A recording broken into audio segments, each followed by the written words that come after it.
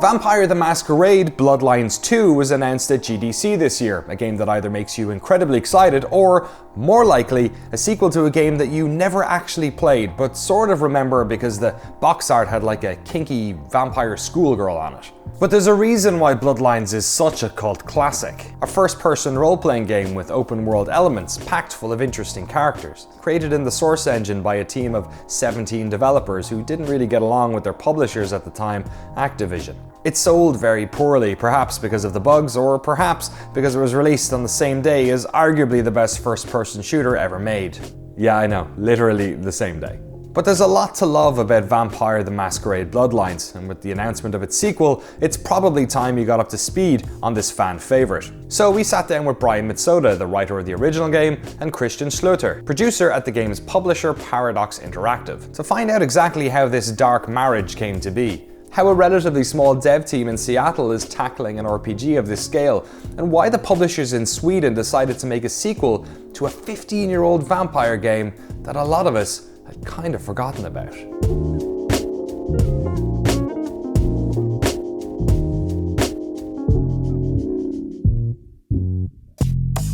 I'm Brian Mitsoda. I'm the narrative lead at Hardsuit Labs. And I'm Christian Schlütter. I'm the lead producer on Bloodlines 2 over at Paradox Interactive. Thanks so much for coming in. You're 12 hours, I think, from announcing the game. How are the heads this morning? We'll power through it. So obviously in 2015, Paradox bought the World of Darkness IP, which is of course a big portfolio of IPs. There's Vampire in there, there's Werewolf in there, there's Mummy in there. Us being a video game company, we knew we wanted to do a Bloodlines 2 at some point. But honestly, at the beginning, we thought that that's gonna be way down the line, because we knew that if we do it, we need to do it right. So we expected that to be a bit later, and that we would do some other games before that. Well, but then these guys come along. Yeah, the day they announced that they had the IP, Kai Clooney, who's the creative director at Hardsuit, he's a good friend of mine, and he just texted me with what would you think about working on Bloodlines 2? I'm like, what? What are you talking about? And then he basically sent the link. The IP had been acquired by Paradox. And so, I know we're kind of texting back and forth ideas about the setting, things we would want to do with the game. We started working on the story and the look and feel. And like a few months later in February at DICE, we pitched it to Paradox. Right. Yeah. You pitched a game for the IP that they owned. Yeah. That they could presumably, or maybe were already making. Yeah, it was pretty ballsy. Yeah, that's actually if you know how indie studios work, it's probably a death move. You put a lot of time, effort, and in turn also money into creating a pitch that you can pitch to exactly one partner. And if they already have something, or they're actually not looking for something, or they don't take it, then you have wasted all of your efforts. So yeah, it was a ballsy move, but it paid off. Yeah, definitely a moonshot. Bloodlines 1 famously was just a slog to get through. We had from when I came on, we had about a year and a half to go from we barely have anything to release. It's debatable whether we actually finished the game, but yeah, it was. It was really one of those things that was a bunch of young developers really passionate about the game that they were working on, and in the young developer way, just killing themselves to get it done, doing whatever they can to just get the game that they're all excited about out. It was a little bit different, the publisher relationship. It was definitely an us versus them mentality a lot of times with Troika and Activision. It was one of those things that we all knew it was a special thing that we were working on. I think it was something that when we were done, the sad part was that we felt like we'll never get to do something like that again. Nothing. Just waiting for a friend to get off work. He's a police officer, old army buddy. He should be bringing his dog as well. It's a Rottweiler. Wonderful attack dogs they are.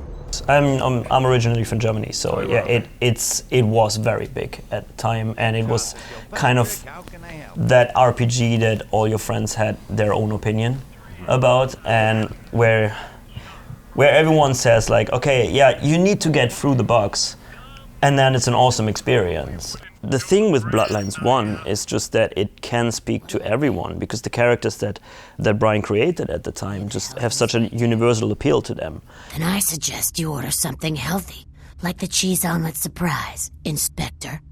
If the cook doesn't spit in it, surprise.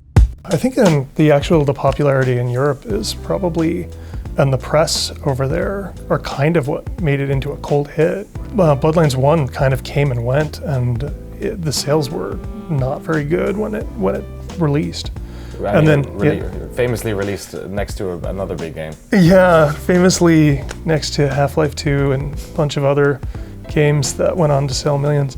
But it was really like when the European press started writing about Bloodlines that people started revisiting it and picking it up, and then over time we've just seen it like every time it goes on sale, people start talking about it, and then we have all these new players, and it's just in this perpetual fan base that grows every time I meet fans that were obviously not playing it when it was released because they're tiny babs, and it's so weird, but it's also cool because you don't really work on many games where people are coming up to you 15 years later. That crab nibble, listen to that crab nibble, hold that crab nibble.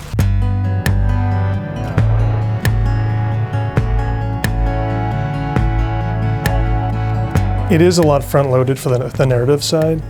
We have to kind of define what the story is, what the locations are, who the characters are, how many characters, how many quests are we looking at, so the production can kind of help coordinate all that with the other departments, and then we have to go in the main story first, and we did a lot of iteration in the pre-production part of things, and the first thing that was hooked up a lot was the story, the main story path, and then we were kind of fleshing out things around that.